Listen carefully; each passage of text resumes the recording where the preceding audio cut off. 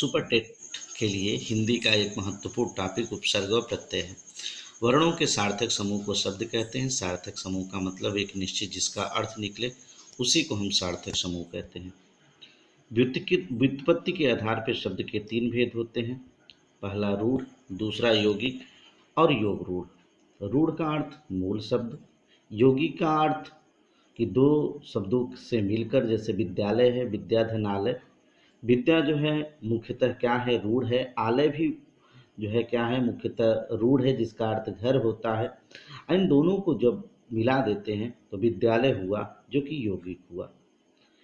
योग रूढ़ ये भी मिलके यौगिक की ही तरह से बने होते हैं, लेकिन उसका अर्थ वहाँ पे नहीं होता है। जैसे लंबोदर, लंबा है उदर, तो लंबोदर में आप लोगों ने क्या देखा कि लंबा शब्द भी रूढ़ है और उधर भी रूढ़ है, लेकिन लंबोदर का अर्थ गणेश जी हुआ, माने तीसरे अर्थ की प्रतीति कराए, वो योग रूढ़ होता है। मूलतः शब्द के दो ही भेद होते हैं, पहला रूढ़ और योगी। योग रूढ़ अर्थ की दृष्टि से रूढ़ होता है, जैसा हमने आपको बताया कि लंबोदर का अर्थ सीधा गणेश होता है, लेकिन रचना की दृष्टि यौगिक और योग रूढ़ समान होते हैं। जैसे लंबोदर शब्द जो है दो शब्दों से मिलकर बना है, लंबा धन उदर। विद्यालय की भांति तो रचना की दृष्टि यौगिक और योग रूढ़ समान होते हैं। अब आगे चलते हैं। यौगिक शब्दों की रचना तीन प्रकार से होती है। पहली उपसर्ग से या तो होगी, या तो प्रत्यय से होगी, या तो समास। उपसर्ग को हम लोग समझ लेते हैं।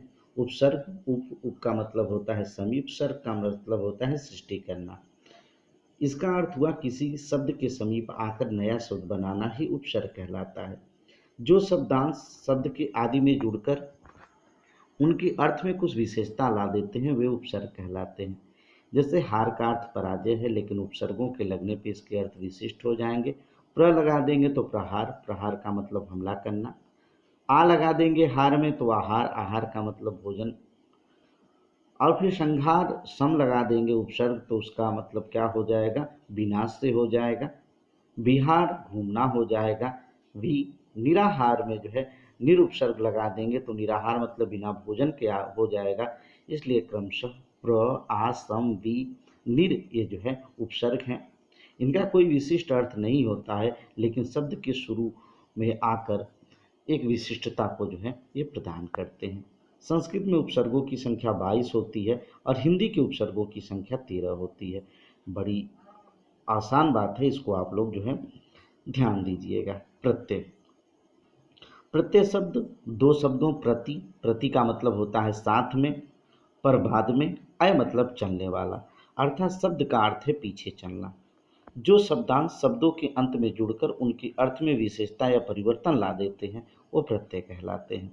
प्रत्यय का भी निश्चित अर्थ नहीं होता है, लेकिन ये शब्दांश शब्दों के अंत में जुड़कर उनके अर्थ में विशेषता या परिवर्तन ला देते हैं, इन्हें प्रत्यय कहते हैं। प्रत्ययों का अपना अपना अर्थ कुछ भी नहीं होता, न ही इनका प्रयोग स्वतंत्र रूप से किया जाता है। प्रत्यय को दो प्रत्यय के दो भेद होते हैं जो कि बहुत इंपॉर्टेंट हैं। पहला होता है कृत प्रत्यय। वे प्रत्यय जो क्रिया के मूल रूप यानी धातु में जोड़े जाते हैं उन्हें कृत प्रत्यय कहते हैं। काफ़ी इंपॉर्टेंट है। वे प्रत्यय जो क्रिया के मूल रूप यानी धातु में जोड़े जाते हैं उन्हें कृत प्रत्यय कहते हैं। क्रिया का मूल रूप, जैसे घूमना शब्द हुआ तो घुमक्कड़ हुआ, थकना शब्द हुआ तो थकावट हुआ, जो है खेलना शब्द हुआ तो खिलौना हुआ, धड़कना शब्द हुआ तो धड़कन। यहाँ पे आपने घुमक्कड़ में अक्कड़ प्रत्यय देखा, थकावट में आवट प्रत्यय देखा, खिलौना में औना प्रत्यय देखा और धड़कन में जो है आपने नौ प्रत्यय को देखा। ये कृत प्रत्यय हैं, यहाँ से क्वेश्चन आते हैं।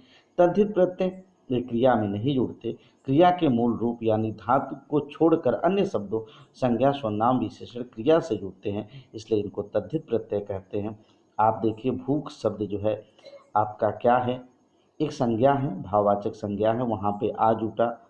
और मुटाव, मुटाव जो है मोटापा से बना है, मोटा से मोटा विशेषण है, उसमें आव जुड़ा। इस प्रकार से आप लोगों ने कृत प्रत्यय और तद्धित प्रत्यय को जो है जाना। वीडियो को 2 बार देखें। और प्लस जो लोग हमसे जुड़े हुए हैं उनके लिए जो है हम ईमेज भी भेजते हैं, लेकिन ईमेज के लिए आपको जो हमसे जुड़ना पड़ेगा। Thank you for this lecture.